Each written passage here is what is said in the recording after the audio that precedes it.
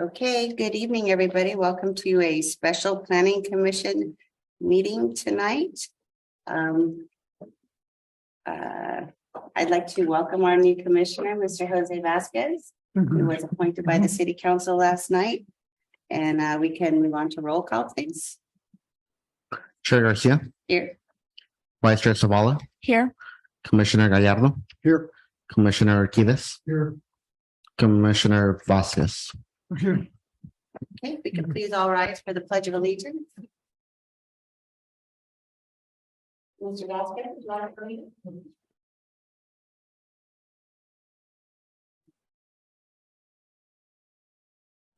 Allegiance to the flag of the United States of America and to the republic for which it stands, one nation, under God, indivisible, with liberty and justice for all. All right, thank you for that. And for anybody who is joining us online, I want to let you know that we have Miss Greta in the back who is providing Spanish translation. And you can log into our Zoom meeting. The meeting ID is 876-8074-3187, and there is no passcode required. So moving on to D, public comments from the audience regarding items not on the agenda. Are there any public comments? No public comments. Okay. Close public comments and move on to the consent agenda. There are no items. Item F, public hearing, we have no items, so we'll go straight to G, other business, with an update from Brent Slama on the 2023-2031 housing element.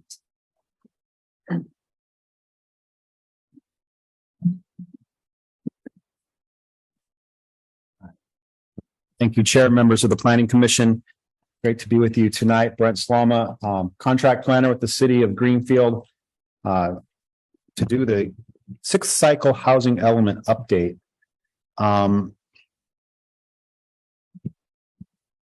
I shared a lot of this information last night. I know some of you were here for that. So I'm going to do a couple things that are a little different, but as we set up here, hopefully people can see that. I'm going a little detail about some pieces. One of the things is your role as the Planning Commission is really to do some of the work for the City Council in terms of looking at policy as it relates to land use and specifically as it relates to housing. So I want to try to go into a little more detail with you all on the housing element, the progress of the housing element, kind of spend a little more time digging deeper into the data and what it means in terms of some of the policy considerations as we move forward with our housing element. Last time we had our joint meeting back in April, it's been about 3 months. We've had a number of public meetings since then. We've had a survey, we've had other outreach opportunities. So we've been really excited about the data that we've collected. None of the data we've collected has been anything that, anything I think that's stands out that we don't already know about Greenfield and what's going on right now. But it's good to look at that and validate what we have already looked at. We're going to review our AFFH findings. This is the section of the report that's new. It requires that we look to affirmatively further fair housing, kind of talk about what that means. Talk about programs. It's one thing to talk about needing a program. We had a lot of programs suggested by members of the public, and then actually implementing those programs. There are certain things about staffing, cost, all that type of stuff that matters. So we'd love feedback on that. And then direction on the draft site inventory. So we have an obligation in the city of Greenfield to plan for 730 units over the next 8 years. We have to prove to the state that we have available sites to accommodate that. In the site inventory, you're going to look at the first run of the draft just by looking at vacant or underutilized residential parcels that are mixed use parcels. We've identified over 1,200 units. So we do not have to include all those units. We can take some sites out. We can add some other sites, but definitely want to get feedback on those sites. And then we'll talk about next steps. The next step after we will be distributing the draft of the actual housing document. I'm going to talk a little bit about what's in the housing document, so that you'll have the opportunity to look at that. It has to go before it even goes to the state for review. It has to go out for a 30-day public review. And so people can comment. Any of those comments that are made during that public review will have to be included in the document. What did you do with those comments? How did you respond to those comments? How did you take those comments and implement them into your housing element? And if you did not implement them, why you chose not to do that? Talking about the survey. So the last 3 months, we've had a survey out. We did it online, knowing that not everybody uses online or had access to it. We had it both in English and Spanish. We had it here at City Hall. We worked to get out to the community where there were going to be some issues. For example, we worked with Centro Binacional to make sure we could get third language surveys that were done orally with people that don't have a written language in some of those indigenous languages. We went out to the SoCo Social. We went out to the farmers market, gave out surveys to people that aren't necessarily looking for surveys, but definitely have an opinion on housing. The data that you find, I think, shows a lot of consistencies with our community. Demographics, we are known as a younger community. We have a lower median age than the county, the state, the nation. By all metrics, we're a very young community. And the survey participants reflect that, with the 85% of those under the age of 49. Current housing situation, which is comparable. We crossed the threshold. It used to be in 1990 that over 60% of residents in Greenfield own their own home. That has dropped to under 50% now, where more people rent than own. And this has to do with a lot more people renting single family homes than they used to, because of the cost of housing, and people that bought homes, especially during the foreclosure crisis, and chose to use them, and they took advantage of those prices and then used them as second or third homes for rentals. So even though we have more single family housing stock, we actually have more people that are renting, and it shows in this data as well. As I mentioned, that is the primary type of unit we have in Greenfield, the single family homes. And this is from those that participated in the survey, what their living situation is. So most of them come from single family homes. This slide talks about demographics. As we know, we have many people, many homes have children under 18 at home. It's a very young community, and also multi-generational community where people live together. Some by choice, some by necessity. And so 40% of all homes surveys indicated they live in a multi-generation arrangement with adult children, grandparents, etc. Something other than the traditional just parents and children under 18. And as I mentioned, some of that is choice, some of that is necessity. The best place for housing, we asked about that. There's still a lot of interest in the traditional single family home, live in a subdivision. So asking for homes on existing farmland that's been zoned for development, interest in underutilized lots, interest in close to services, so you don't have to drive to get somewhere. We asked about programs. This is something we're going to talk about that's kind of important. When you asked, what can you do? What can the city do to best address the housing needs? Half the people surveyed said, pretty much close to half, said provide financial assistance. And that can be in the form of first-time home buyers, housing assistance, rehab programs, those types of things. The second thing was incentives for developers to actually build the housing. And that's something that, you have to factor in, is when you want to build housing, is, are there people who can build it and make enough money to do it? We got a lot of comments, over 300 comments from residents. We kind of went through them, and I kind of highlighted some of the more popular ones that we got from the public during the process. I'm not going to read them all. However, just know that the bulk of the comments were about the cost of housing.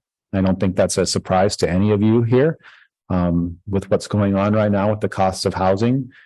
Some saying that the city should take control of the cost of housing, which we can't do. More regulation on rental increases. At the last public workshop, I talked about rent control, and a lot of that's controlled by the state. We have very little discretion on that. We talked about the need for incentive programs and other things, different ideas that we need to just build more homes for professionals, homes for all those that don't qualify for low income and don't make enough to pay the market rate. That missing middle of housing is being priced out of the market. Those that and those jobs that run the city, that definitely make it possible to have a community. So your teachers, your first responders, your healthcare workers, et cetera. A lot of concern about rental application fees, that low income housing gets built, but it's only ag focused and not for others that make low income. Comments about really concerns about people from out of town buying up homes and keeping housing as much as we can for Greenfield residents. A lot of desire for housing types, and you name it, we need it. So, bigger homes for big families, smaller units for people looking to leave home, with just a couple or a roommate, students, considering those with disabilities, higher income level housing to attract business and jobs, single family homes, condos. Talked about locations, where to put them. These were some of the comments we got, which were pretty much all over the place. And I think the best way to put this was build on all empty lots in any space possible. I think that kind of sums up the attitude when it comes to zoning and where housing should go in the community. It's just build it. Fair housing. One of the things we got a lot of feedback on is some of the concerns related to fair housing. And this is something that's important to understand, that the city's not the response, not the answer to everything. The city doesn't directly involve themselves in the tenant landlord disputes. It's not the city's jurisdiction in many of these cases. It's between the landlord and the tenant, and then that goes to state law that covers a lot of this stuff. But definitely taking the comments and the concerns of the community about people asking for Social Security, people being asked about immigration status, which is illegal, but something that we, as the city, aren't regulating directly.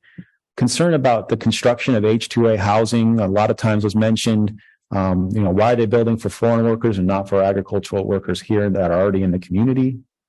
Lots of requirements about housing, and then issues about landlords evicting tenants to do improvements and then using that as a reason to substantially raise the rent.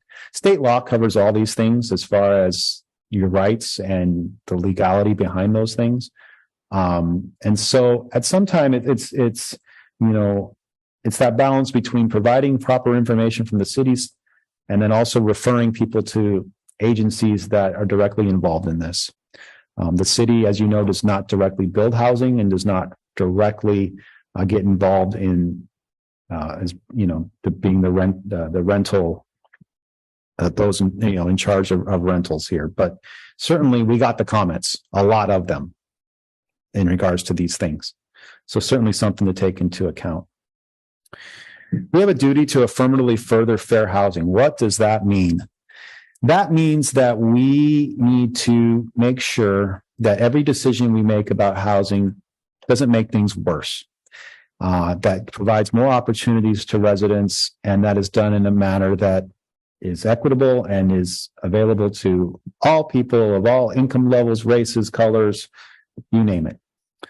One of the things that the state's looking for is really underinvestment in certain parts of your city or your jurisdiction, or overinvestment, and looking to balance that out. So where you have areas that are of high affluence, you put in more affordable housing. When you have areas that are struggling, you put in more higher income type housing to help level out the playing field in those opportunities.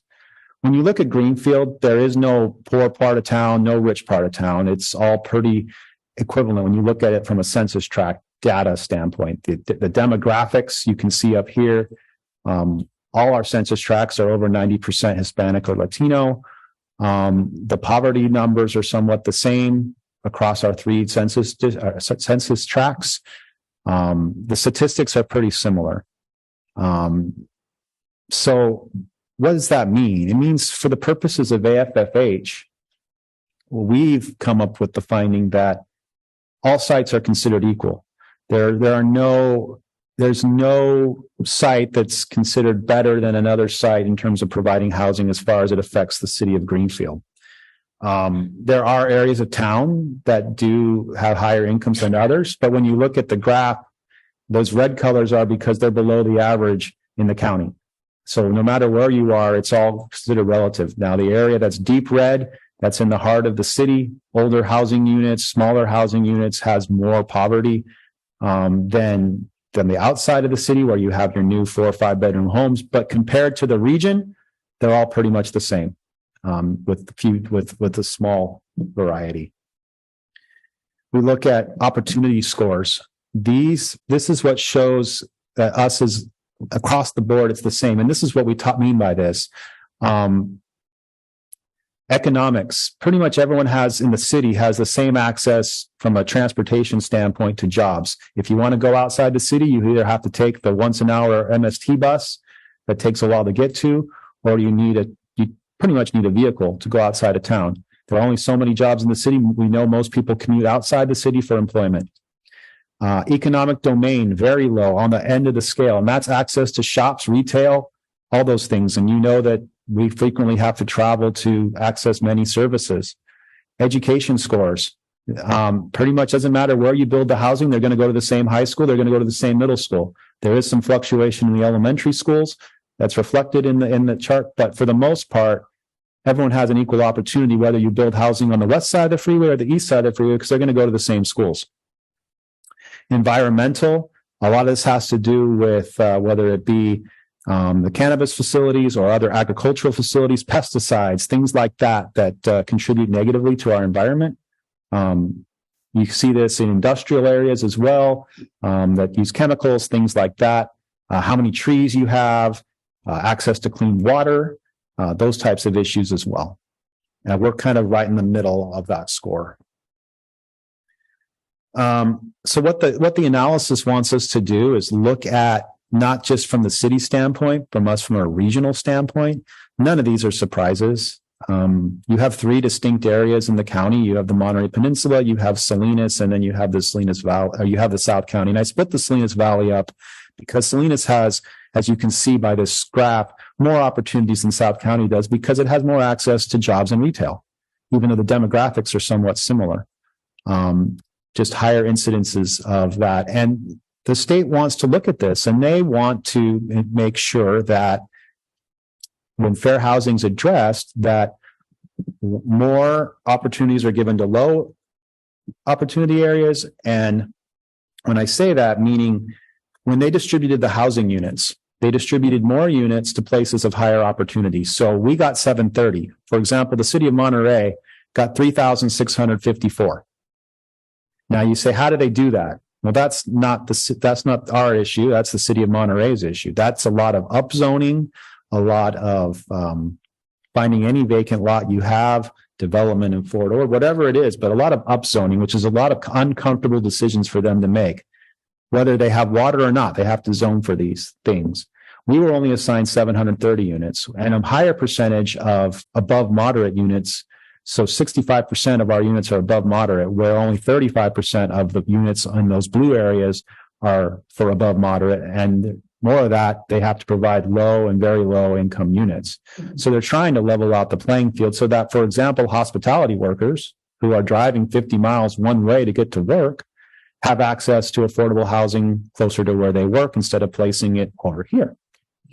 So that's something definitely that we need to look at as we factor our programs, is knowing that we're in a lower resource area, that while affordable housing is important, while affordable housing is necessary, there's a certain limit to that in order to accommodate higher opportunities for resources.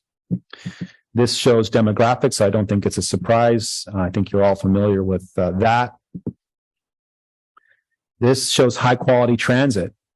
You can see we don't have any of that. We don't have access to MST routes and getting on a bus to go somewhere. You need a car to get to a lot of places. And so the lack of investment in transportation, these are the types of things we're talking to the state about if you're really serious about AFFH, then you need to invest in our transportation system, our freeway system, our 1960s interchanges.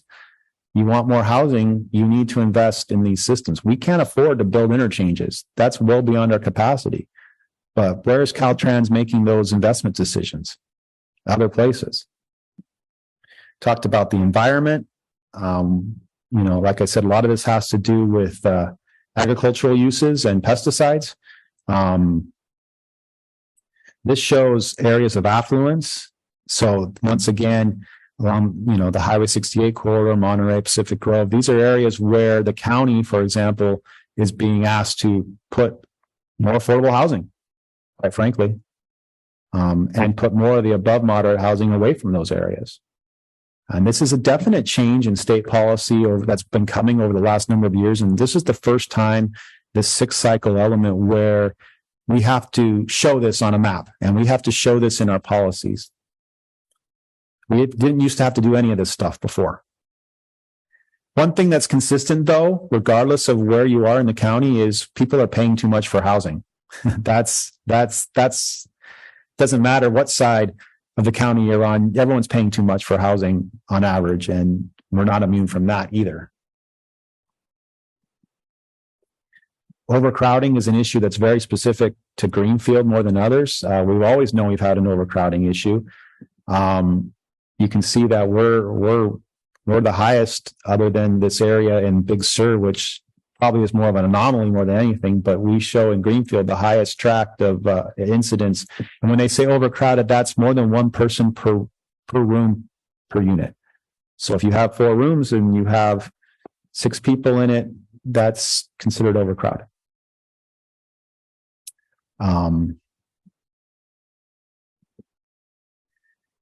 One of the things that's also, when you look at this, is, and this is when you're talking about the counts.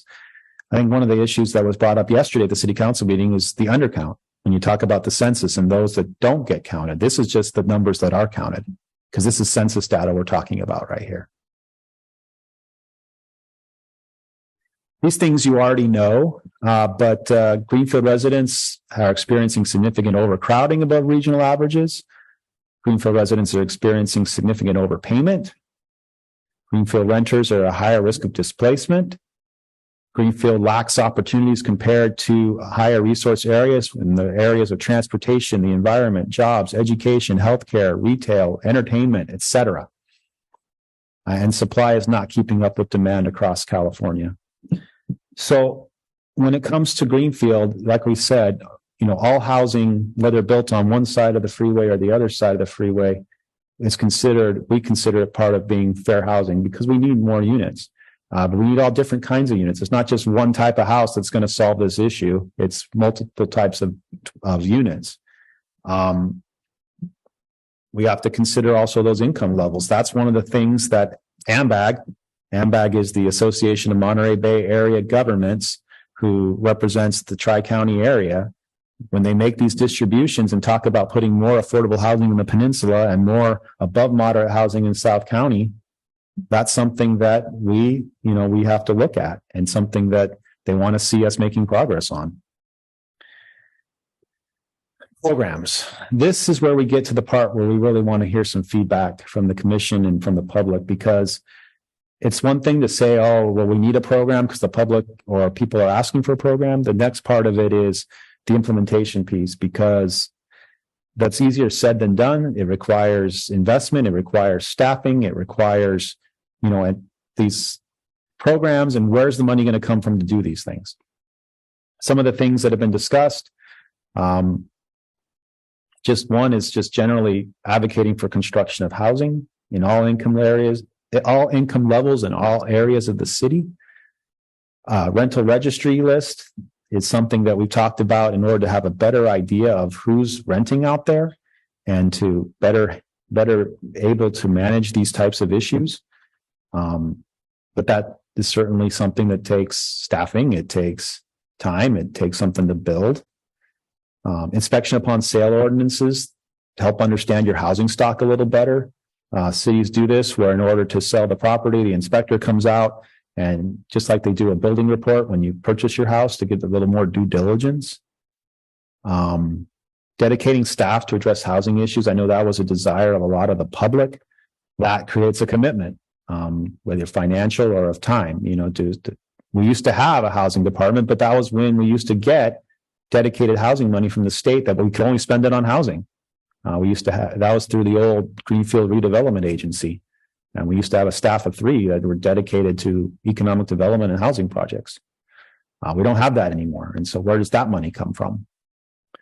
I think one of the things is, there are a lot of groups out there, rental advocacy groups. There are existing people that provide services, nonprofits, the United Way, people that can help. And it's how do we get them in contact with those people? Because people come to the city expecting the city to solve the problem. And sometimes it's, well, here's the access to the resource. Here's who you need to talk to. Here's who can help you. Renters' rights workshops, things like that.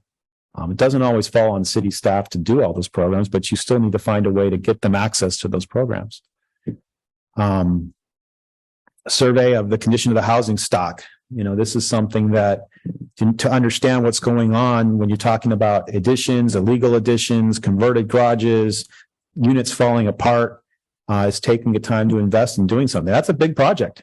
We have 4,000 units in the city. So to visually inspect them will take time and money. But it's something that if you want to get a better handle on what you have in the city in terms of code enforcement issues and or just livability issues or safety, something you may want to consider. Rezoning.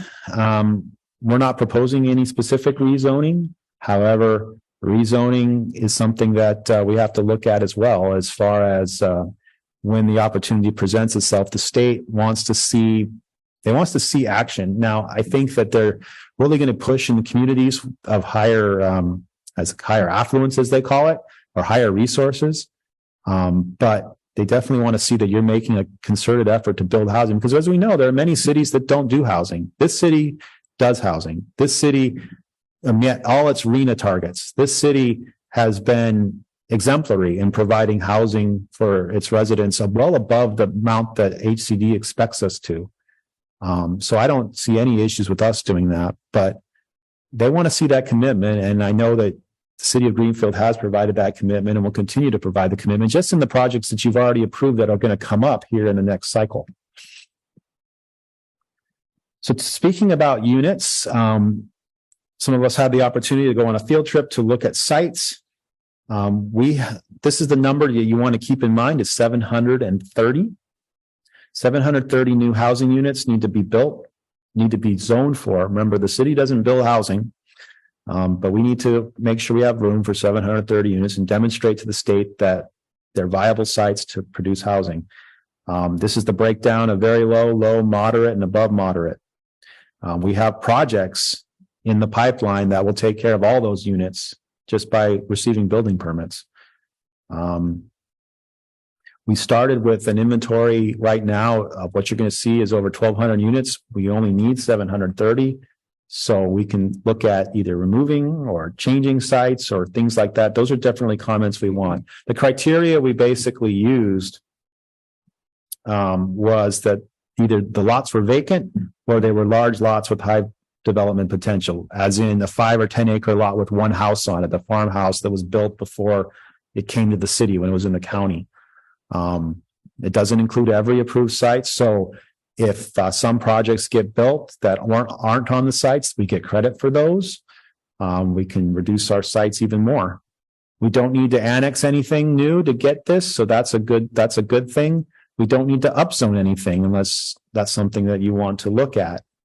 We're not proposing any commercial or retail buildings to be converted. We need that existing commercial space. There's no vacancies where there's just no demand for commercial or industrial. It doesn't consider ADUs, accessory dwelling units. So every time an ADU gets built, we get credit for that, but we don't know exactly where those are going to be until they apply for their building permits. This slide just shows the chart that we have to submit to the state. You don't need to look at all those details, but it's an official form that we give to the state that shows all those sites and what units can be put on there. They'll check it. But this is the map of the sites that we toured today. And these indicate those parcels that are either vacant and are zoned to allow housing either as a mixed use housing. And I'm going to blow this up a little bigger. These sites that you looked at today that are available for housing opportunities. As I mentioned, this has a capacity of 1240. We only need 730. For example, site 3, upon construction, that's the EAH project, would be 220 units. That'll wipe out our very low and low in one shot. And so, when we look at AFFH, some of the things we consider is, okay, where's this affordable housing going to go? How much affordable housing are we going to build in the 6th cycle? It asks questions like, if we build projects on site 3, site 4, which are already in the works, site 17, for example, is owned by the housing authority, which would be an affordable site. Do we need affordable housing on these other sites? For example, do we look at not doing inclusionary housing on some of these other sites because we've already met our quotas under this cycle? These are the types of conversations that we need to have, and especially as it relates to AFFH.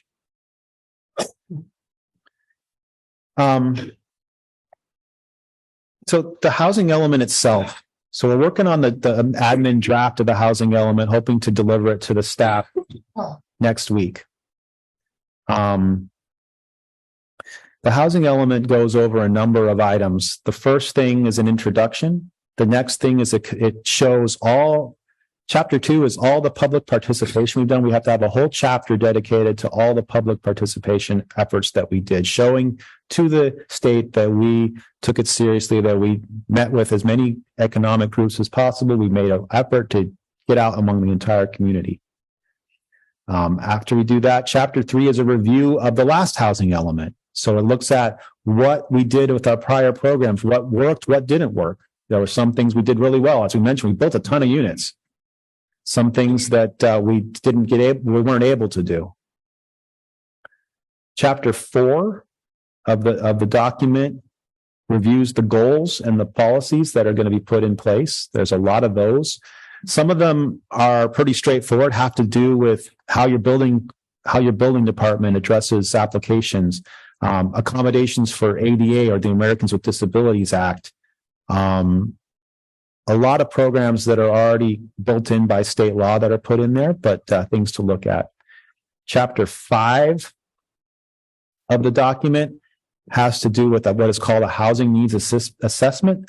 This is where it's all the census data gets put in there. There's about 30 tables worth of information that just shows Greenfield and what's going on in the city of Greenfield.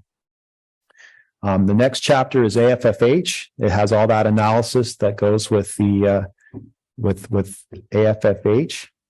There's a chapter on the conversion of market rate units to affordable housing to market rates. So we have a number of projects in the city that were built by CHISPA, built by the Housing Authority, that have 55-year affordability covenants on there. And what happens when those covenants expire? The first project that's going to come up is the Los Ositos Senior Project. It was built in the early 80s. So come next decade, those affordability covenants are going to expire. It doesn't affect us this round, but it will in the next cycle. And so we have to start looking at some of those projects were built as they age to 50, 55 years. There's no requirement after that they be used for affordable housing. Now, we would expect that they would be used for affordable housing because, as long as the nonprofits continue to operate them. But that guarantee when they first got their tax credits or they got their financing disappears after that 55-year period. And so you're going to start to see those in the next decade. And then you have the chapter on site inventory, which talks about all the sites and where they go. So when you look at the housing element and all those things, these are things that we're going to want you to look at.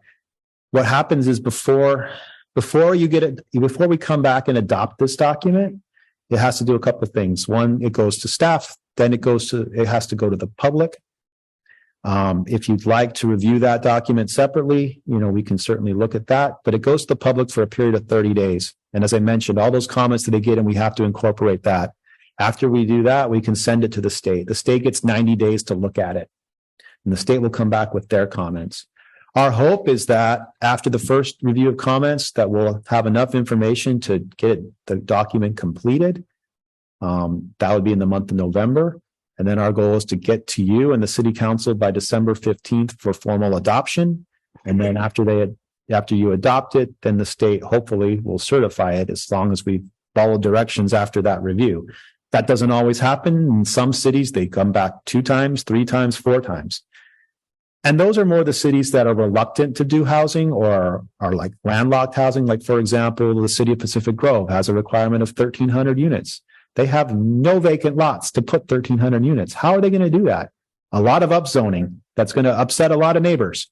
So you can see cities like that and Bay Area cities that are in the same situation have been going back 3, 4 times, trying to count ADUs, trying to count old stores that may or may not be converted, using churches, trying to do some crazy things to find sites. We're not in that position. I think that we've shown on the map that we've got plenty of room for this housing that we're asked to build. So I'm confident that 1 round should be enough, but it's not a guarantee. So that's kind of the timeline of how this thing works. So that's all the slides that I have. Just once again, just wanting to get feedback from commissioners, questions that you have, opportunity for comment. I'm more than happy to take those questions. Looking at programs, things that we've missed that you want to see included in the public draft, things that you haven't heard from, things that you're definitely interested in. Certainly want your feedback before we go out and put the draft available to the public. Are there any other questions that you have? More than just want to have a discussion here with you all. It's been a few months since we met, and so really just want to take the time to have that discussion, and more than happy to answer any questions that you might have. So, Perfect. Thank you so much for that staff report. I'm going to see if there's any public comments first. Are there any public comments? No public comments. Anything on Facebook? Nothing on Facebook as well. The only viewer? Okay. All right, so we'll bring it back to planning commission comments. You want to go first on your first day? Well, when you're talking about the building housing in Greenfield, it's very important. The housing is important, but it's very important to make apartments after the houses. The housing occupy more space to the apartments. All this space that you have is preferred to make apartments to housings, because a lot of people comes in the housing sometimes to renting to their people. Living in the housing, maybe 20 people. Yeah. You made an apartment right here, all of this, you got in yellow, make apartments.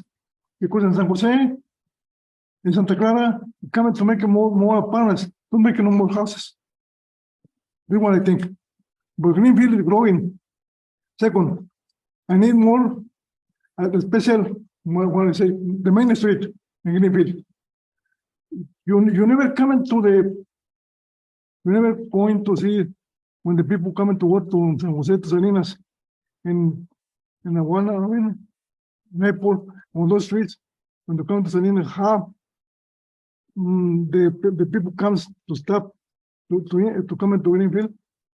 And another one, you get another problem is in the Apple and the Camino Real. Those streets is very high especially in this hour. I know, right now, second, you don't have no water. Second, you don't have, when rain in Greenfield, lot of water start in el Camino Real. Another thing you're supposed to look. For me, don't make no houses, make apartments.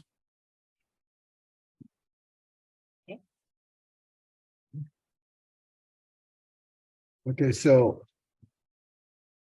I think we'll all agree that Greenfield is an agricultural community. And that being said, the majority of the people are going to be getting agricultural wages. So I think the majority of the housing that we're talking about is going to have to be low income to moderate. Now, I can appreciate the fact that maybe like professional people, if you will, are going to be priced out of it. And I feel for them. But I also feel for the people who are living in garages, multiple families in one house. I mean, I know of one house where there's at least 4 or 5 families living in there. And there's so many cars there. That's one of Bob's pet peeves is parking. But it's like you were talking about low-income housing. I mean, so at what point, what's the price range there? I mean, at what point do you say this is low-income housing? I mean, it's like, I guess it's all predicated by how much money they make, but then the price of the house itself, it's got to be like, I mean, at what point does it cut off and say, okay, anything above, I don't know, throw a number out there, $400,000 is considered moderate income. Mhm. That's one of my questions. What is the cutoff level where it's considered low income housing? That's a good question because I think people don't understand. A lot of people that qualify for these units that they don't know they qualify. For example, with inflation, the way it is, it has to do with how many people are in your household, and then it's based on the Monterey County median income. So that number for a family of 4 is $100,000. If you make under $100,000, you have a family of 4, you qualify for low income housing. The cost of that unit it's 30% of your income is what's considered appropriate to pay for housing. Anything over 30% of your income is considered overburdened. So what does that mean in terms of your monthly payment? For a rental, that's around $1,700 a month. And of course, it depends. The bigger your family, the higher the number. And then if the price of the housing is around that 400,000 range that you talk about is when you start to get into moderate, and then 600,000 you start to get into the above moderates. Those are kind of the numbers you're looking at adjusted for family size, but that's 30%. And really, a family of 4 in Monterey County that makes under 100,000 is considered low income. So when they throw these figures out of the monies that being made in that household, does that include the monies like, okay, let's say I have a son who's 21 years old, and he lives, now his income would be included, or just the home, or Typically, you're supposed to include everybody in the household. everybody who makes a wage has to be Mhm. included? Yep, that you're supposed to. Now, does that always happen? That's a different story, but you're supposed to count everybody in your household that is working. And there's census data in the draft document that talks about, one of the things we find, and this is something is, and you'll see this if you read the admin draft, is that you have a lot of units there's this interesting correlation. There's this numbers that talk about multiple cars, having more than 3 cars, and having more than 3 workers in a single house, to make the payments. And of course, and it's just a very high percentage of people that have, that have more than 4 cars in a house. This is the census data. These are the people that are being actually counted, that do that and have more than 3 wage earners. And then there's a section in there that talks about the percentage of people who are essentially being roommates, non-family, that come to live, rent rooms, whatever, that are also earning a wage, but are part of the household, but aren't related, because they're just looking for a room. And so there's a lot of that information out there too, that's in the report that talks about, in Greenfield, we have the highest in the county. We are the number one in terms of people per unit. Yeah. We're close to 5. And that's once again comes back to counted. Yeah, I mean, going back to wages, there's this person that I see on a regular basis and, he's an agricultural worker. And he was telling me he made $17.50 an hour and he thinks that's good wages. I mean, when, I guess so it's all relative of what you were making before and what you're making now. Yeah.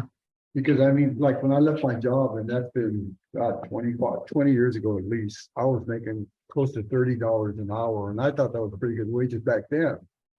And I mean, he thinks he's making good wages, but also he's living in a house where he's got another family living with him so they can afford it. And they're not buying, they're renting. And that house that they're renting looks like it doesn't look good. And so I guess I'm going into something else here. Where Mrs. Batista came in some time ago and talked about how the homeowners or the landlords need to be accountable for the way the house looked, and something about starting some sort of program to make them accountable. You remember that? Like a rental registry. Yeah, something like that. Yeah. I think stuff like that should come into play. I mean, it's unfortunate that, like I was talking to Paul earlier before the van, I've been advocating for low-income housing forever, for years. But then we went into a situation where, and I've addressed this previously, where I think we're outgrowing our infrastructure. And some people tell me, well, you're against housing. I said, no, I'm not. I said, but I'm a realist. And I can see the potential where we're going, where things could get really bad real quick. And I mean, some people have told me, well, you're against it because you own a house. I said, no, that's got nothing to do with it. That's got nothing to do with it. But I mean, yeah, like you addressed something earlier about people who are perhaps working over in the peninsula and they want to move closer to their job, but they can't afford to. So they're here. And so we need to try to accommodate as many people as we can at all wage levels, whatever it takes. And yeah, in any way that the city can help them, to acquire a home, I know that the city doesn't have rent control. Some of these people are renting, they're paying way too much. I mean, I was fortunate when I bought my home. I got mine through Caltech. So I was fortunate. I mean, there's still some loans like that available, first time homeowners and stuff. But I think whatever we can do as a city to accommodate people to get better housing, yeah, we need to step up and do that. And I want to thank you for the report. That's a really good report. Mr. Keys. I want to emphasize what Mr. Guerrero was saying. Low income, what do they consider for housing? What's the rate for low income? Is it below 400,000? Yes. As I mentioned, it's adjusted based on how many people you have in your household, but you're typically talking about under $400,000. And there's nothing around it. It's to buy for 400,000. That's the whole thing. Nope. Not So what do they consider low income then if it's, if it's. most of the low income units you're going to see are rental units. And those are subsidized housing units, things like the EAH project or things like the People's Self-Help Project, which, they're getting funding from somewhere else to build it. The bottom line is you can't build a house for $400,000 with all the cost of infrastructure, the cost of lumber, the cost of labor in this market. It's just, and the cost of land underneath it. When you look at it, homes are selling for $600,000 and you have builders that are turning away from projects because they want to make more somewhere else.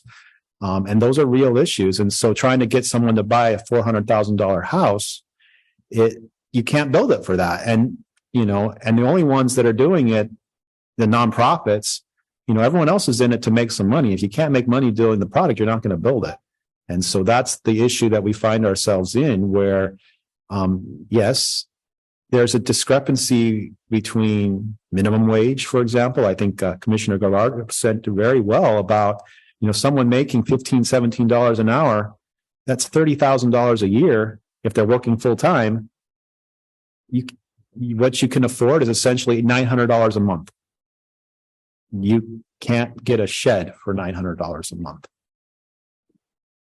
So that's why it's, people are living in brothels and stuff. And it's unfortunate. If I could just interject here something. I recently saw a smaller house behind the post office on 9th Street. It's a small 800 square feet. It's selling for almost $500. I mean, it's a small little cubicle, 800 square feet. And I mean, well, like you said, I mean, the prices here, just not here, everywhere. They're just outrageous. Yeah.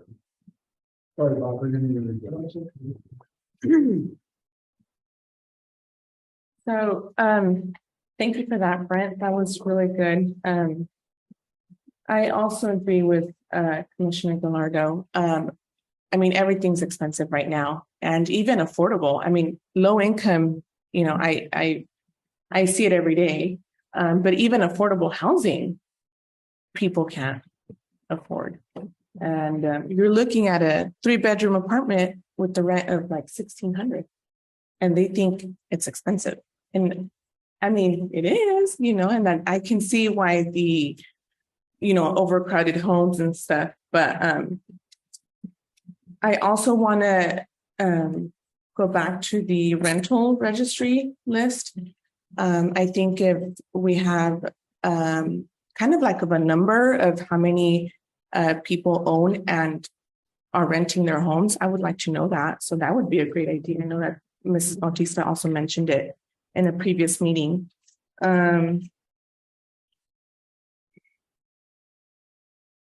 Also, housing for,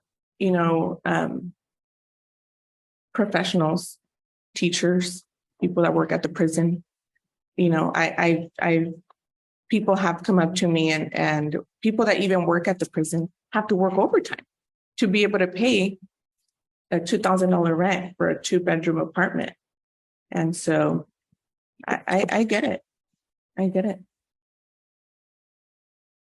To answer your question about the breakdown, the census data will show you from the 2020 census that we got over 2,000 rental units in the city of Greenfield. Now, once again, that covers apartments and single family homes being rented out. The apartments, we have a pretty good sense of where those are, but it's the single family homes and those types of issues that are probably more something that would benefit from a rental registry. Because I mean, the apartment complexes, we know where they are. But in terms of the raw numbers, according to census data, we have about 2,000 rented units in the city of Greenfield, which is about 50%.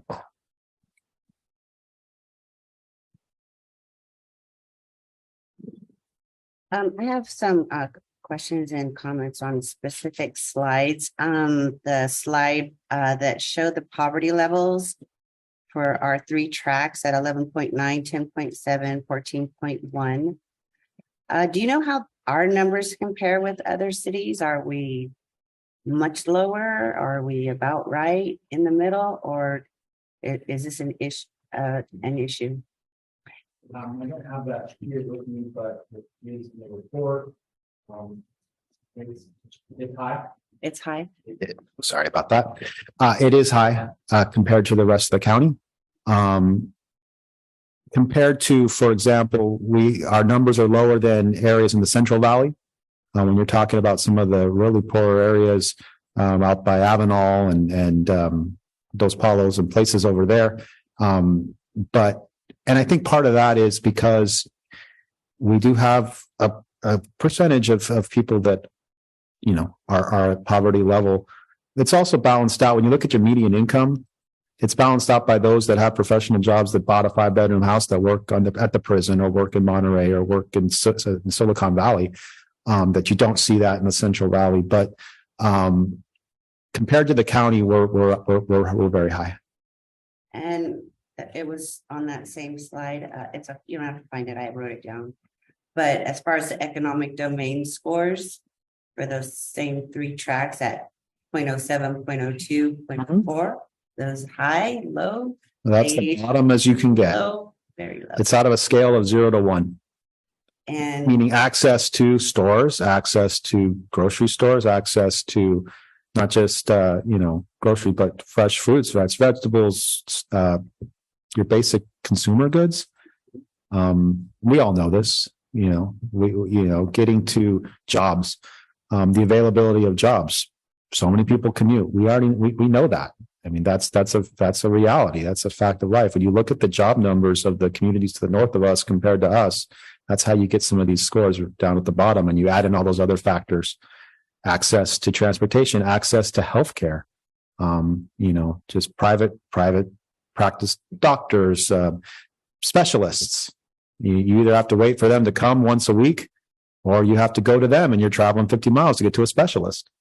If you can get an appointment, you name it, it relates. And that's why these scores are as low as they are. And then lastly, the environmental domain scores you mentioned were in the middle. Do we want to be high or low on that scale? You want to be higher, the higher, the better. So that in the map, it shows a nice green color, which shows you have a lot of trees, no pollution, and it's a great place to breathe. Well, I think Clean water. these three issues, our poverty level, our economic domain scores being as low as you can go, are contributing to people not being able to afford housing. And we need to work on that as well. I know this is a housing element, but and that is a segue into my next question, because I did go to your two public workshops just to observe and listen, and I was shocked at some of the comments, and but there were a lot of comments unrelated to housing, specifically with regard to everybody's desire for stores and things to do. And are those comments going to be included in your report in the housing element, or are they excluded? They are included indirectly. As you mentioned, this is the housing element, but you can't ignore the impact of having a well-rounded community. And so when you're looking at sites, you're looking at commercial, other cities that have high numbers with no land to put things are having to look at taking over commercial spaces or office parks or, places where COVID has changed the environment. A lot of office jobs have left certain areas in the state. Retail stores have left because of the competition from online.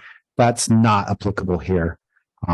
So there is indirectly an impact as far as the housing. The commercial goes with the housing. I know it's not directly addressed in the housing element. That belongs in your economic development element of your general plan. Remember, this is one chapter of your general plan. But there is a relationship, and you do need to talk about that, because when we talk about, the need for maintaining an adequate commercial space, that's certainly a factor. In the public interest in making sure we have more commercial shows that, okay, what do we do with our commercial zone land? Do we keep it there? We have a couple sites that we identified on the tour, for example, that are existing commercial sites. One was a neighborhood commercial site out by Patriot Park. One is closer to the Walnut Avenue area. That you can have housing there. It's permitted in the code to put in housing or a mixed use housing project. For example, if you look at the Greenfield Village apartment complex, when it was first built, all the ground floor was commercial. And over time, a number of those units got converted to residential because of the lack of interest over there. Do we allow that type of stuff, or do we commit to having more commercial space? So those are interesting discussions to have. The state has taken the opinion of housing is king right now, and whatever it takes to get housing, you can do that. But we're not the state. We have a different environment here, and so we have to take those into consideration when we're looking at our housing elements. So that's a long way of saying indirectly. Well, because I agree. I think it goes hand in hand. A lot of people want, commercial retail here so that we don't have to drive to Salinas to buy a refrigerator. We just drove around on our field trip and saw plenty of land out there. And I think, the retailers that the people want to come to the city are gonna want higher incomes. They're gonna want more disposable incomes. And with our economic domain scores this low, I think there needs to be a balance. Since we're doing so well on our very low and low housing, as you mentioned, that once EAH is completed, we're done there. And I know, I hear you when you say we need low income housing, but truthfully, what we need and what we're mandated to do is 184 moderate units and 379 above moderate units. So, and then with respect to Commissioner Vasquez's, I think you wanted everything to be apartments and not housing. Well, I kind of don't agree with that. I think the EAH apartments going on Walnut, that's going to have 222 apartments. The Avila farm worker housing can potentially be converted to market rate apartments. Walnut Grove is being constructed, that's apartments. And then the Magnolia Senior phase 2 is apartments. So there is a lot of apartments that are in construction or about to be constructed. And the comments that I've received from several people is they don't want any more apartments. They want opportunities to purchase housing. And I agree with that. That's why I was so happy when those condominium type houses are going over there. I forget the name of the development, but I think those types of first time home buyer opportunities will help us improve our scores to get the retail that we want, that we deserve, honestly. Is there any hope of a redevelopment agency type? I mean, the state can mandate housing and, in near impossible situations, but are they going to help? Can they reinstate? Is there anything in the works about reinstating the redevelopment agency? Because it seems to me, I moved here in 2007. That was when there was the first time home buyers assistance. That's when the rehab program was about, and the money was there for them, and people were buying homes, and they took it away, and now they want us to continue to build, but obviously we can't do that without assistance. In terms of, is that going to come back? I mean, it's hard to say. The primary reason redevelopment was taken away was to help fund the state's government. That, property taxes were being diverted away from schools and from regular operations of the state to fund redevelopment projects, which included money for affordable housing. A lot of people felt that the majority of that money was used for projects that didn't necessarily equal redevelopment. And so it got a lot of, there was a lot of criticism about the program, but it did. It provided a constant source of housing money. With that housing money, we were able to give money to Chispa, for example, that built a number of affordable units from grants that the city gave to help competitive projects. We were able to fund first-time home buyers, rehab programs. We had staffing here to fund those programs. They've talked about it for many times in the legislature, but where does the funding come from? They're afraid to allow the city to keep its tax increment. They want to keep that for themselves and not, because there was talk about money being taken away from schools and those funding priorities. And if the state is serious about funding its housing, it really needs to reinstate those set-asides. Direct money flowing from Sacramento for housing. It's just where are you going to take it from? And that's a bigger picture issue, obviously, with the state government, with the budget and everything. But I haven't seen anything that indicates it. The only thing they've had are what are called CREAs, they're community reinvestment areas. But the only ones that can participate in that for the tax increment is the county. We can't get the money that's dedicated to schools, which is over 50%. So the amount that you get is just not really worth it for the cities to do these CREAs that they're called. And unless the county participates in it, but it's nothing, it's a drop in the bucket compared to what we used to get. That's really unfortunate. And you can see the removal of that and its impact. And okay, so you're recommending, I don't know if it's a recommendation, but that we would commit 1,240 units or Right now, we have, as I mentioned, we on this map shows 1,240 units, but we don't need 1,240, we need 730. Right.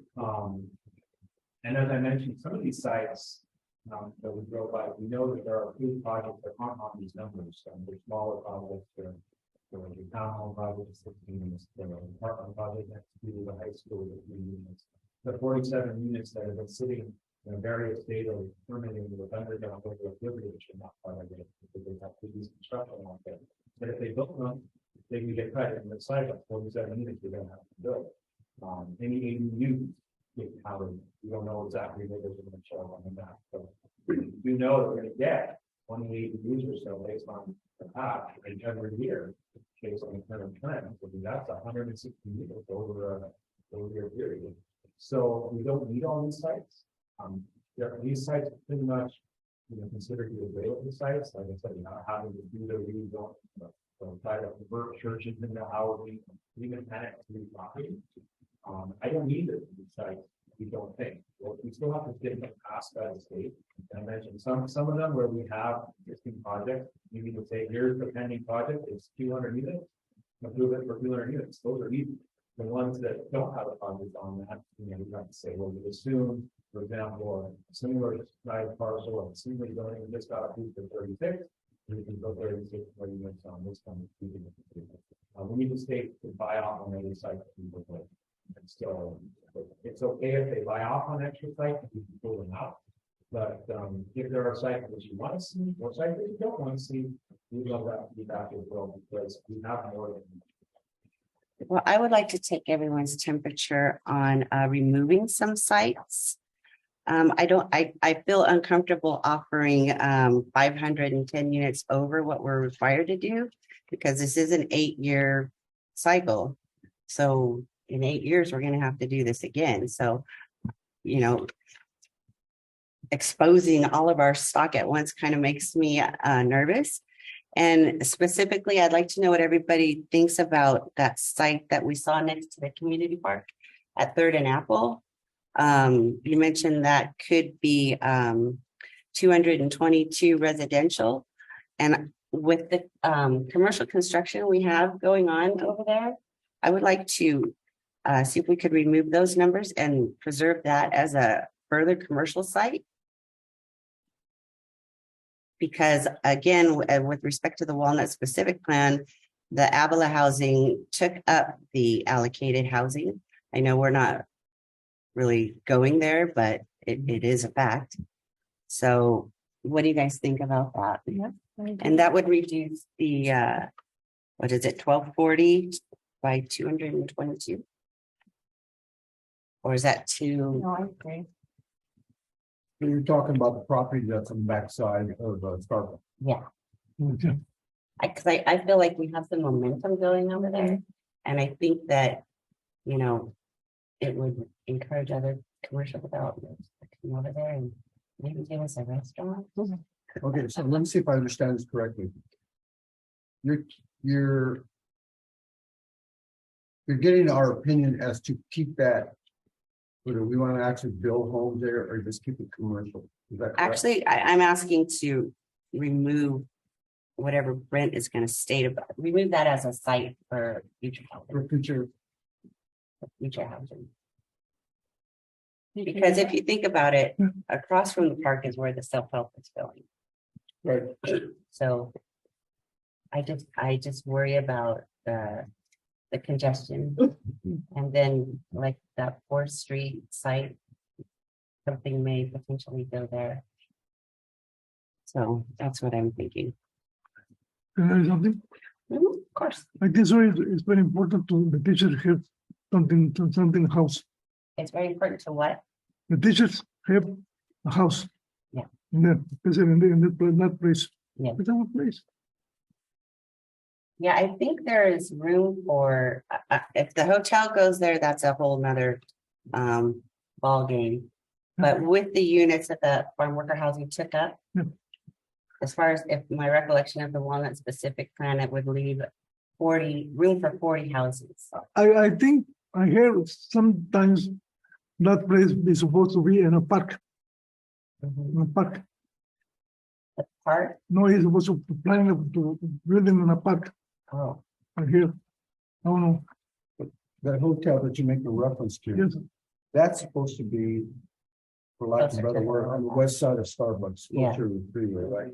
Yeah. So how would it impact on what you're talking about on the backside?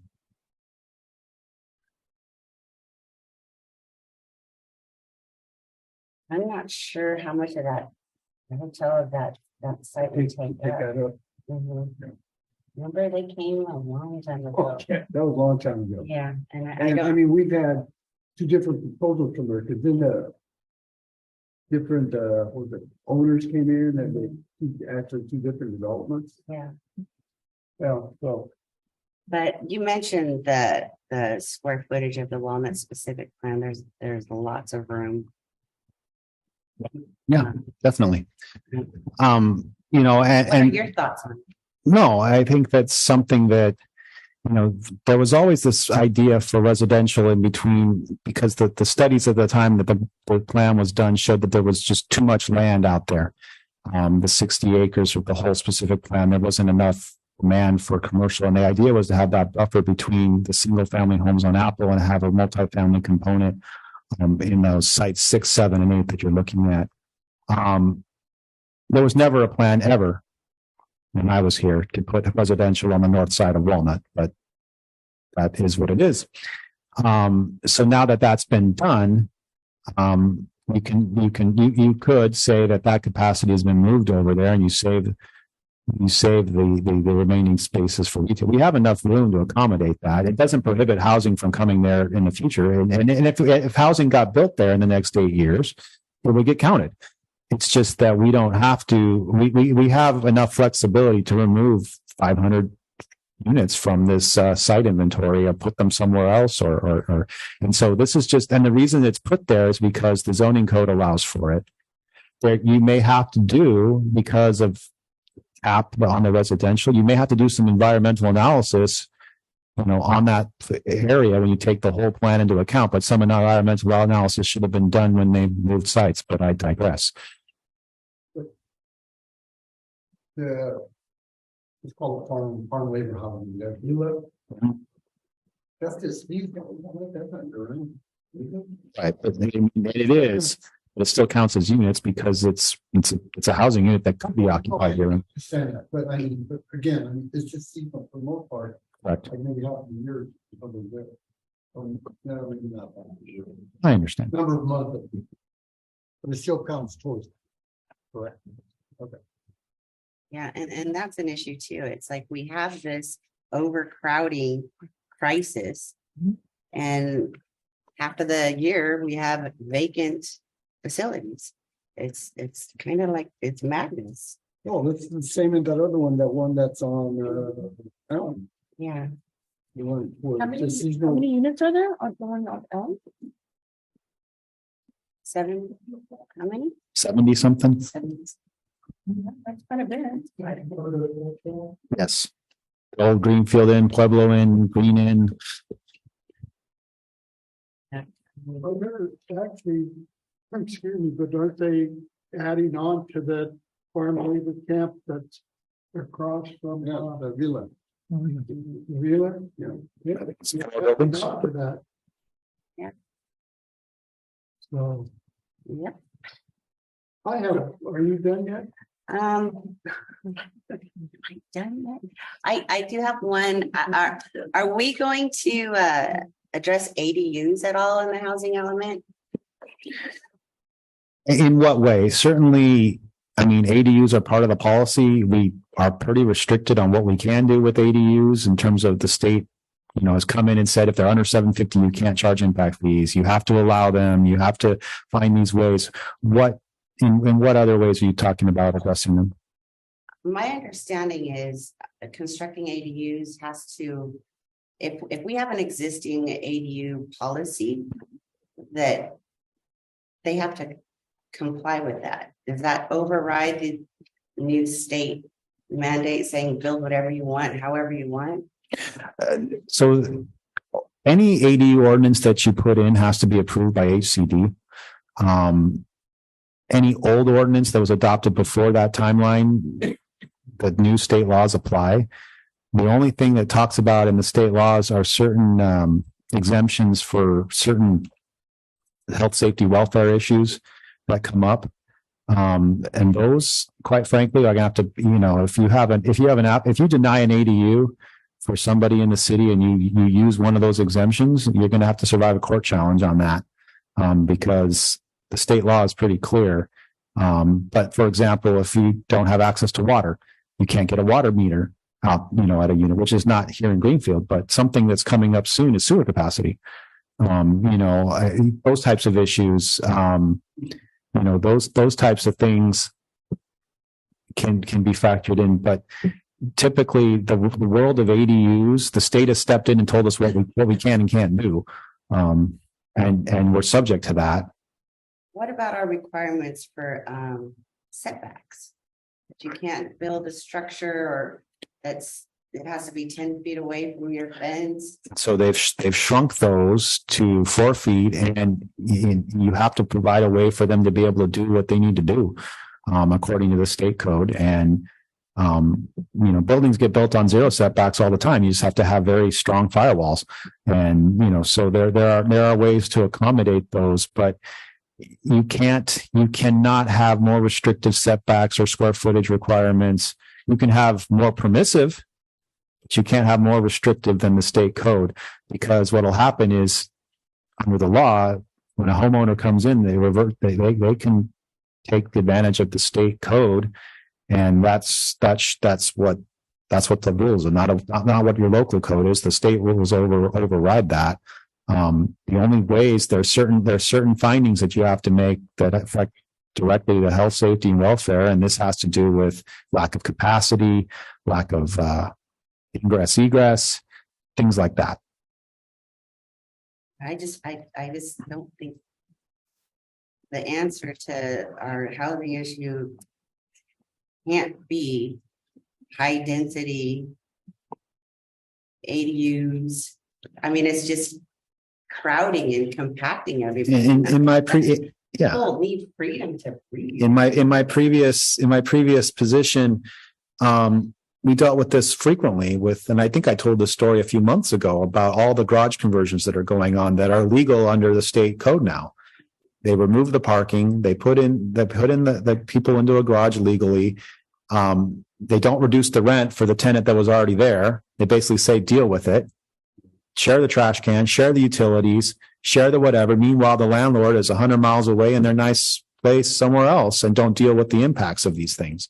But it's been legal. And then the recourse is go talk to Gavin. That's what we have to say, because they're able to do that under the law, even though it makes no sense whatsoever to do it. They haven't considered the impacts of the neighborhood. And this is where a lot of local cities are fighting back about some of these mandates from the state. And it will be interesting to see how this plays out. I talked about some of these cities that are on their third, fourth, fifth time with the housing elements because they're fighting back on some of these issues related to the housing element. We're waiting for precedent. Yeah, you mentioned about people who live in their garage now, they're making another home, a home within a home. And as I ride through town, I see a lot of that going on. There's a lot of that going on. I mean, since that law was passed, and even that, sorry to interrupt, but even that they're charging a lot for those. Yeah. Yeah. A lot. And 1,300 for, yeah. Yeah. And it's like Mr. Thomas said, I mean, it's like the original resident there has to deal now with the people living in the garage and they have to share everything. And that just doesn't seem right to me anyway. Yeah. So, as far as like the moderate and above moderate, is there any way we could have like a upscale apartment complex with that help with those numbers? Because I don't want to discount your desire for more apartments, but again, I'm worried about these number and levels. Certainly there's, I mean, any market rate apartment project would qualify under that. Quite frankly, how many market rate apartments have been built in the last 25 years in South County? It doesn't really happen. It's very infrequent. And that has to do with the financing for those types of units and where you deploy your capital.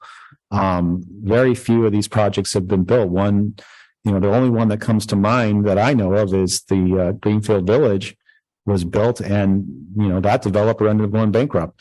It ended up changing hands, and it wasn't just that project, but it was other circumstances as well. But apartments, the issues with market rate apartments are you have to invest your money and you don't get a return on it for a number of years. Whereas if you build a subdivision, you build it, you sell it, you move on. So you have to be in it for a long haul, which means typically you have local ties and you have to have the capacity to build. I mean, we're talking, millions of dollars to build multifamily projects, multi-million-dollar projects. I mean, even if you're talking a unit of $300,000, $400,000 a door, 100-unit projects, $40 million. And how many people are going to invest in these communities for that? There's very limited pool of people who are investing in those things. In Soledad, they built 18 units that were market rate up at the top of the city. And that, quite honestly felt like a gift to the city from the developer, because no one else would do that. It was a very nice project. You need people that are willing to invest in your community. And you have to be very patient when you develop apartments, because the return on that isn't for a long time compared to building single family housing. But certainly you can encourage that. And I think that comes back to some of your programs is, yes, we have a housing crisis. Yes, we have a need for a lot of affordable units. But how do you promote things like that? Things like inclusionary housing programs can be deterrents. We've seen that with the single family residential. Nobody's been able to build a single family residential project in Greenfield that's included inclusionary. It has never happened. All the projects that were built, the single family homes by Standard Pacific, Creekbridge, Nino Homes were built before that ordinance went into place. And then the ones, even Vintage Meadows, which was just completed by Mike Nino, that project was approved when I was here in 2006. And it tells you something. The two big subdivision projects we have in Greenfield, on sites 10, 11, and 18, the two we looked at, the Deborah Rich, the Miramonte project and the Las Vegas project, they're waiting for buyers. And inclusionary housing, as much as it's desired and it provides those low and moderate income housing projects, is making it so instead of getting the 166 units and 20% affordable, you're ending up with 0 units. And these maps are expiring. And, those are things you got to think about from a policy standpoint. It's hard to say, oh no, we don't need affordable housing. But if you're talking about upper moderates and you've met your RHNA obligations, that's something that, in the spirit of AFFH, you have to look at. Maybe it's the right policy, maybe it's not. But when you're talking about what's on the table, to get that type of thing, I look at it anything else. I mean, if you're a private developer and you're selling goods and you're asked to sell 20% of your goods at a loss, how good is it going to be for business? Housing is different than buying products, because housing, there's a necessity. Housing is something you need, but the private sector is the one responsible to build this housing. They're not going to do it if they don't make money. Nonprofits are in a different situation. They can use tax credits, they can use other things, but they're paying exorbitant amounts per door. We saw that from yesterday in terms of, how much money they're asking for bonds when it comes out on a per door basis, but it's subsidized through tax funds, but you're talking about $800,000 a unit for affordable housing. Someone's got to pay for it. When it's subsidized, someone is paying for that housing so someone can rent it at a below market rate. So these are all things that you need to factor in, and it's hard to do because the demand is so high for affordable housing. People paying that, like you said, Vice Chair, that $1,600, they consider that so high, where, if you make $5,000 a month, $1,600 is not considered overburdened. And $5,000 a month is $60,000 a year, whether that's one individual or a couple, you know, that's something that people can do. It's just how they choose to, also how you choose to spend your money. And I don't want to get into any of those discussions, but we're dealing with a lot of issues, a lot of which we don't have control over, and we have to be mindful of those. You know, the big market issues, we can't dictate that houses have to be sold for a certain amount unless they're deed restricted. But we also have to take all these things into account on how we better our community. And it's a mix of making sure we have affordable housing, making sure we have market rate housing, making sure we have apartments, condos, a wide variety of housing, and that we're in a place where developers actually want to build those types of housing, because we've seen in the last 25 years, very few people want to invest in market rate apartments. Well, I guess I believe in silver linings, and the silver lining I see here is that we have a manageable number of units to build over 8 years. And so with that being said, maybe we can shift the focus over to improving our economic domain scores and environmental domain scores and poverty levels. And, you know, with the new businesses coming in, that's more jobs. And so hopefully that's going to be the path forward. Now and then. I just want a question is looking at the educational domain scores, that's pretty low, huh? Very much so. And I don't want to Is it, go ahead. is it contributed to multiple families living in The specific driver of that is your test scores, you know, and those factors. I'm not in the education field. I can't speak to the specifics of why the test scores in Greenfield compared to other places are where they are. There's a lot of factors that go into that. It has to do with, a lot of it has to do with lack of English proficiency as their first language. That's a huge piece of it. Being able to understand the material that you're being tested on, especially, you know, so that's you know, access to opportunities, access to, you know, the number of people, you know, what they consider homeless is in the school definition is much lower threshold than what is considered by the census. So whether it's living in your car or living in very overcrowded situations where you don't have space is considered homelessness as far as the school district's concerned. But, you know, when you relate that to you, and then we don't have private school opportunities down here. We don't have college and university opportunities down here necessarily. Those factor in, but the main driver of that is test scores. And obviously I can't speak for the school district on why this test scores are what they are, but I think anyone that's looked at this data over the years knows where the community stands on their test scores. I had one more item too. Your recommended programming, after listening to the folks at the 2 workshops, I'm in agreement that we need to have some kind of conduit, because there were a lot of issues that I know are not under the city's control. But if we could have some type of referral system or, you know, resources, I'm in favor of those programs as well as the I know it's a matter of getting grants or funding, and it may not be available today, but I think the first time home buyer assistance, down payment assistance was really helpful. I know of somebody who purchased a home. They were able to benefit from that program. They got $50,000 towards their down payment. It was a Nino home. And when they sold it, the $50,000 went off the top back to the city. So I think that's a win-win for folks. And it encourages home ownership, which is completely helpful. I think if you look at the Nino homes that are across from Patriot Park, I mean, you can tell how desperate people were for homes then, because those things were sold before they even put in the ground. I mean, God, you go through there and you see these empty lots, and it would say they would have a sign there on an empty lot, sold. Just about all those homes there. I mean, as soon as the program came up, people were just snatching them up. Well, I think part of it too is a lot of people are put off by the prices. You know, say 500,000 to 600,000. Like, that sounds like, oh, I'll never be able to afford that. But if you credit the numbers, sometimes, depending on, your circumstance and what assistance is out there, you're better off purchasing than renting, especially with the rents rising. Well, yeah, I think you're right on that, but I think a lot of people don't own a home because they can't afford a big down payment.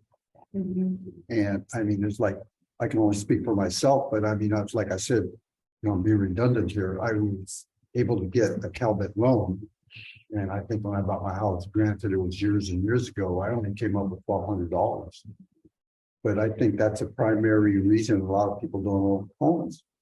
And then getting back to what Mr. Vasquez said here about apartments. Well, I addressed this some time back. And I remember speaking to someone, they said they'd rather come home to a house than to an apartment.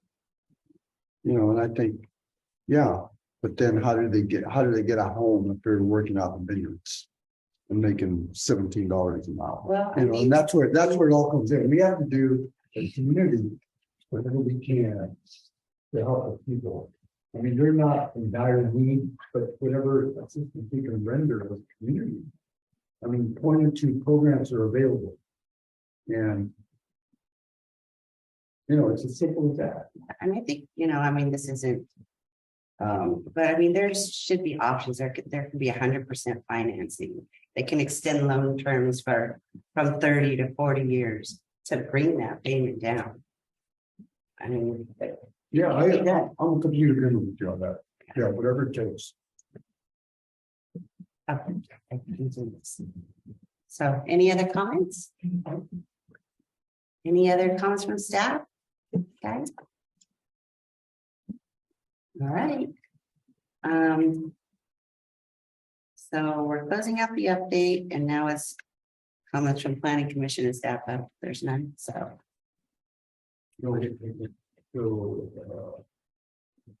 We're talking, we can talk about stuff. Yes. Okay, there's a couple of things. Okay, good. The one I saw on KPW News about the people crossing over the bridge. Yeah, I mean, it was on there last week, the week before, about how pedestrians are being put in jeopardy when they cross this side of town, walking over here, 101. Yeah, you can see that? Yeah, it's a big article. Yeah. Can I say something about what is it? And then in the newspaper, it was on there also, and we're talking about, that the city needs to do something about that. Well, that bridge doesn't belong to the city, that belongs to Caltrans, so it would be up to them. Yeah, we can voice our opinions as to, what should be done. Yeah, and I can see that because there's no sidewalk going over the bridge. So yeah, that could be a problem. Second thing, we've addressed this previously about the Welcome to Greenfield sign. What's going on there? How long has that been? Did someone just forget about that? No, that it's gone out to bid, it's been approved. That's almost like It's been two the airplane Christmases. museum. 2 Christmases I've asked for this. It was when I started. Yeah, I think. How long has that been? Yeah, it was, It's Christmas. Before you started. yeah. Okay, let me see that. I think that covers what I have to say. Well, I make it the same comment. And what you're talking about the walnut and the bridge is very dangerous. I talking about 3 years with about 3 years with the Chris Lopez, the supervisor. He said he got a plan to build like a little ramp for the size. And they said we're supposed to work together with them and the men, the building houses, is supposed to make it like a something like a little ramp, all the people. I have another thing is in that when the people coming from Salinas and coming from Greenfield, coming from from Green City, don't stop. Don't stop in this side. Nobody stop. Make a little stop. You come back a little. You make it sometimes.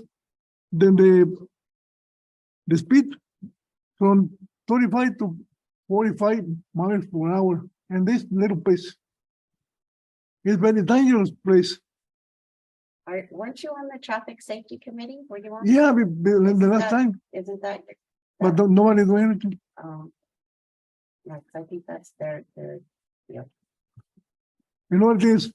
That place, when you come in to buy something to the ranch, mhm. yeah, long time ago, I asked him to the city manager, I got a little walk, explain it, we need something like somebody to walk in there. It's very dangerous area. This is a more dangerous area in Greenfield, the Walnut, and the 101 highway bridges. Well, I do know that the Walnut Avenue, the curb and gutter and sidewalks that front the Avila project are supposed to be constructed by Avila, I think. And then the city received a grant to continue it, and that is part of the capital improvement Yeah. projects. I don't know if it's this third year's but it is planned for. But So I know.